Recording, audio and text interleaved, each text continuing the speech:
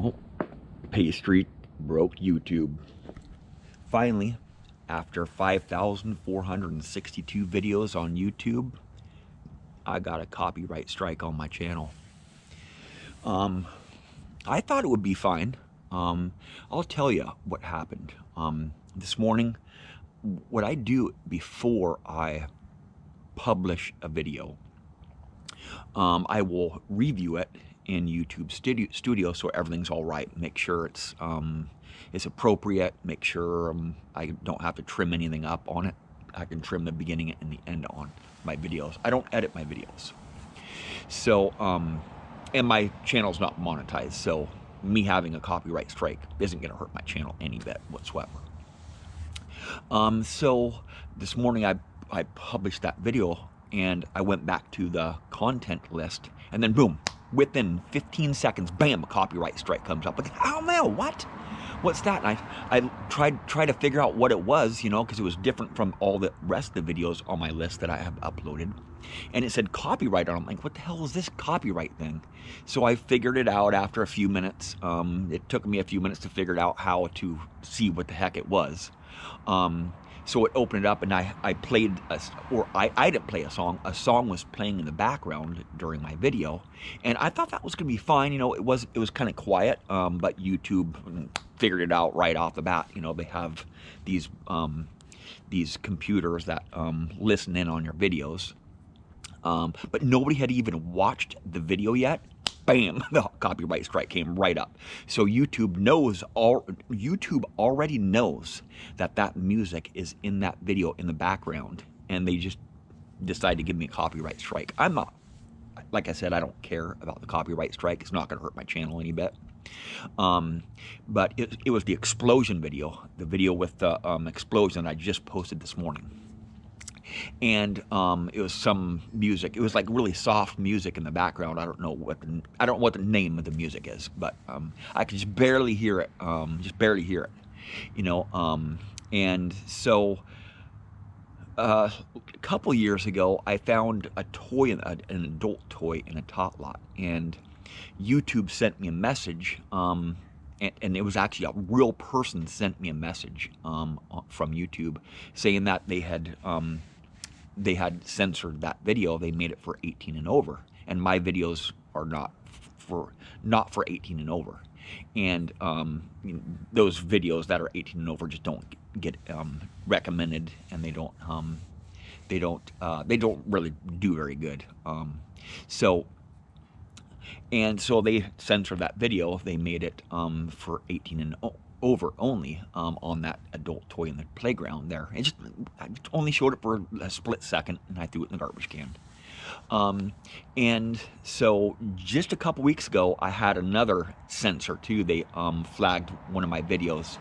I didn't know about this second censoring a couple weeks ago until like about 6 days afterwards. I was looking at my content, and I noticed one of my videos had 0 comments. I'm like, what the hell? I usually get comments on all my videos have comments. And I just noticed that there's 0 comments on that video. So I went over to it, and I'm like, what the hell? They freaking censored me. It took me quite a few minutes to figure that one out too, because they did not send me a message. They had disabled the comments on that video and didn't tell me about it.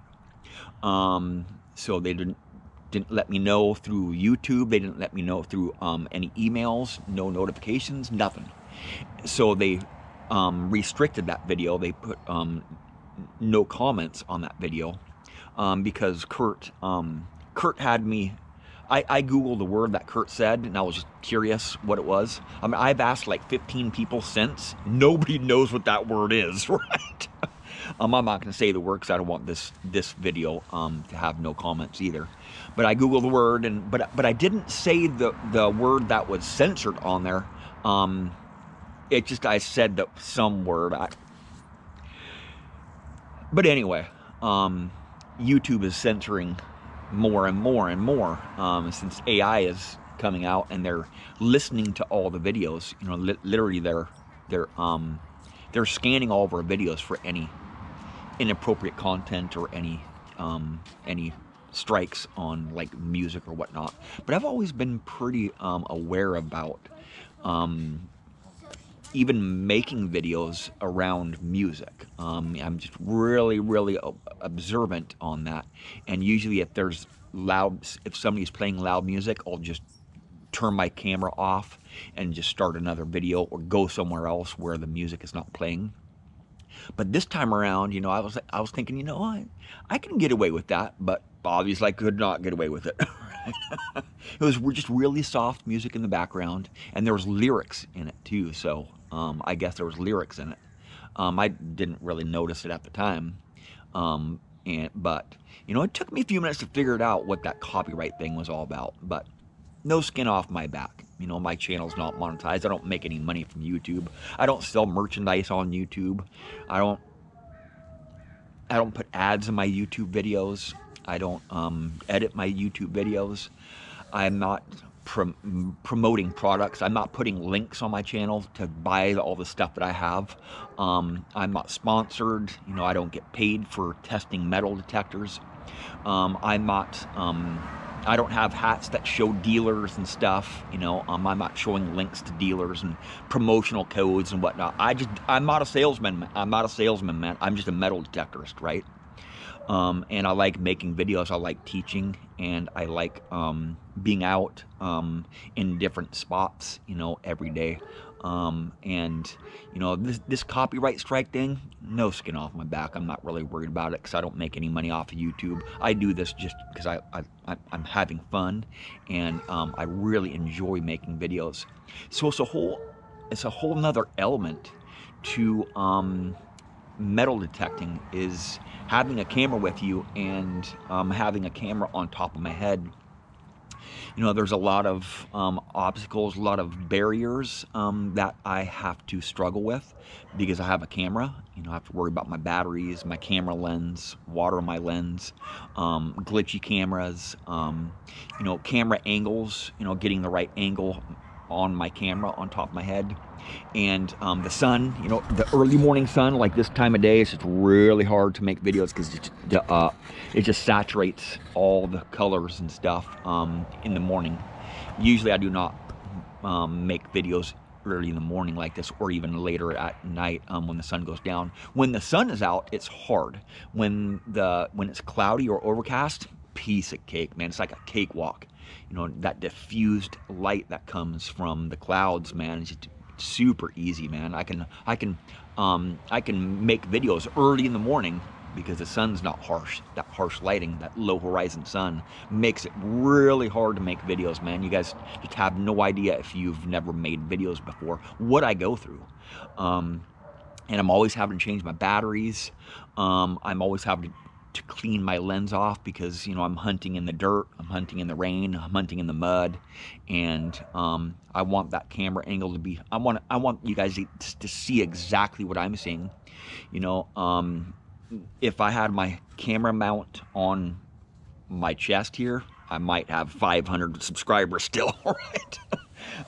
The camera mount on the chest mounts is the worst place possible when you're metal detecting in the ground, because you got this bending down all the time, right?